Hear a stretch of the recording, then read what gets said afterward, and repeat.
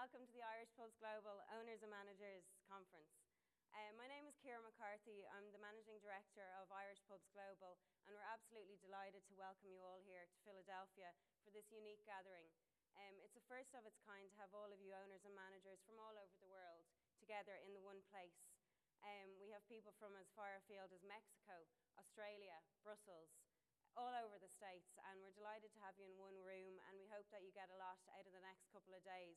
We have a really business-packed, really good seminar program coming up over the next couple of days. We've also got a very strong networking element, and we hope you all make new connections to one another. Our mission is to help you build connectivity amongst the whole Irish pub community all over the world and to build your links back to Ireland. I would like to also thank our vendors and our sponsors who are all here today. They're all gathered in these corridors either side, and we'd invite you to come and visit with them over the next 3 days. Without much further ado, I would like to introduce Enda who is the Irish Pubs Global founder and president. Enda was born in Galway, Ireland. He started a business degree with the National University of Ireland before travelling the world. He's one of Ireland's greatest exports, one of the greatest businessmen in Ireland at the moment. He is an author of 4 books, including The Unsinkable Entrepreneur, which you can see at the back of the room at our Irish Pubs Global table.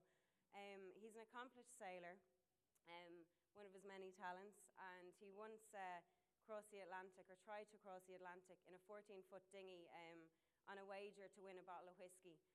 He never got the bottle of whiskey, and the first time he never made it. Second time around, he crossed single-handedly the Atlantic in his dinghy.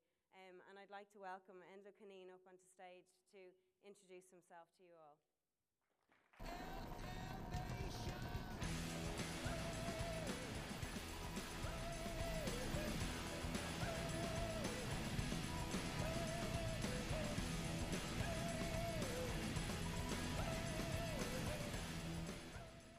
Good morning. It's really lovely to be here.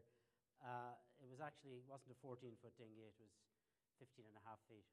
And thanks very much, Ciara, for the introduction. I've had a lot of nautical twist to my background. This is the Green Dragon. We built the boat in China and we raced it around the world from Ireland in the Volvo Ocean Race. Extraordinary adventure. And it's one of the reasons, actually, we're here today. My personal background in the pub business starts with my great-grandfather. He was Cormac O'Caneen. He left the west of Ireland, East Galway, and he made it to the US, traveled to California. He was involved in the gold rush, and very unusually, he came back. I remember my father seeing little lumps of gold. He still had kept to them. It was enough in his 40s to come back in 1876 and open a pub in Galway, which is still there to this day. And so from a young age, I've been ingrained in the pub business. Irish Pubs Global is not a pub business. It's really an organisation bringing together the owners and managers of Irish pubs. But that pub in Galway, it wasn't just a pub selling drink. It was a community centre. My great-grandfather was an All-Ireland flute champion, and he let the pub go into disrepair, and it was my grandmother who kept it alive. He just travelled playing music. It was a musical centre, and then they banned music because they stopped people from drinking, and then television came and they banned television because they stopped people from drinking, and now they have music. Pubs go through fashions and flavours, but it was an extraordinary saga, the story of this pub through generations, and it was a bakery, it was a grocery store, it was everything. And Irish Pubs Global really came about. Professionally, I've been traveling the world, and my first business in Central and Eastern Europe, in Prague 15 or 16 years ago, was actually started in the Irish pub, which had only started 3 months before that, which was when the communists had left. They became centres of community. So the Irish pub has evolved in an extraordinary way, and particularly in the United States, it's driven by the individuality of the personality. It doesn't blend well to be a McDonald's. It's the personality of each individual pub owner. But it really did my head in, you know. I was down in Torremolinos. Hey, Paddy, we're an Irish pub, you know. Here's a point again at Shamrock. You know, and you know, you went to these places and they had no connection with Ireland. I was in Tokyo.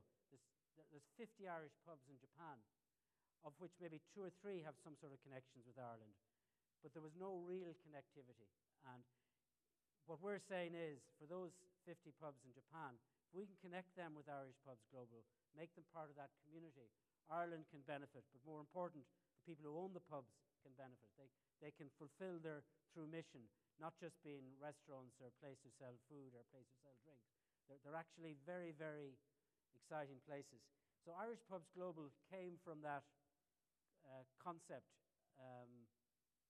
You know, in Thailand, there's 20. In Koh Samui, there's a place called Tropical Murphy's, run by a wonderful guy called Paul Watson. He's going to get Irish Pubs Global going in Thailand. You know, if you go to places like France, Spain, Germany, right around the world, and even no more so in the US. So 2 things happened. One, there was an economic conference in Ireland about 18 months ago in Farmley, where the Prime Minister and the Minister for Foreign Affairs asked all the Irish business people from around the world to come and brainstorm, you know, what can Ireland do to connect with this enormous global diaspora. And one of the ideas I put forward was Irish Pubs Global. And people said, yeah, that's great. But, you know, I'd been thinking about it for a long time. But like when I was a child, the farmer says, you'll never plow a field by turning it over in your mind. So it's one thing to have the idea. It's another thing to actually go and do it. We've been thinking about it for a long time. And we're finding our way. So that's why this next couple of days, as Ciara said, it's about packed with learning, how we can make better pubs, how we can make better business, how we can connect with suppliers, quality suppliers, many of whom are here today. So it's a lot more than that. It's that sort of community. And another thing happened, the boat we showed coming in, the Green Dragon. We sailed this boat in the most extraordinary adventures, 37,000 miles around the world. And everywhere we went, we ended up in Molly Malone's in Singapore. We ended up in the Liffey Bar in Stockholm, and we had a great big finish party in the Shamrock Bar in St. Petersburg. And I talked to our partners who were Tourism Ireland and said, you know, how do we communicate with these pubs around the world? They're your best ambassadors to send tourists to Ireland. No. They had no way of communicating with them. And then I talked with the chairman of Diageo in Ireland. They sell a drink called Guinness. And I said, look, you've got these kind of pubs all around the place. And it actually didn't fit their business model because there's no incentive for the person in Ireland to help sell a barrel of Guinness in Miami.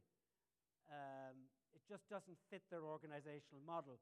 So it's been a bit of a nightmare. It's been a bit sort of swimming in treacle because it's very on an individualistic basis. So we've come together as a, you know, Ciara, who you've met, there's a tremendously good team, and we're finding our way with Irish Pubs Global. And then I talked to the Irish distillers, you know, Pernod Ricard, a fantastic global company, fantastic Irish whiskey products. Except on an individual basis, there is no sort of global approach in terms of feeding content into the different pubs around the world. And then I talked with the Irish Food Board, and you would think that they would. So there was a sort of a pregnant gap, and I hope in the next few days you'll help us fulfill it. Sorry, I could get into awful trouble here. But that's the genesis of Irish Pubs Global. So that's my sort of brief introduction to give you a flavour. We have a nice couple of days lined up, and as I say, hopefully by the time we're all finished, there'll be no strangers here, only friends who haven't met. So we look forward to the couple of days. That's, I think, all I have to say for the moment, Ciara. Is that all right? Thank you.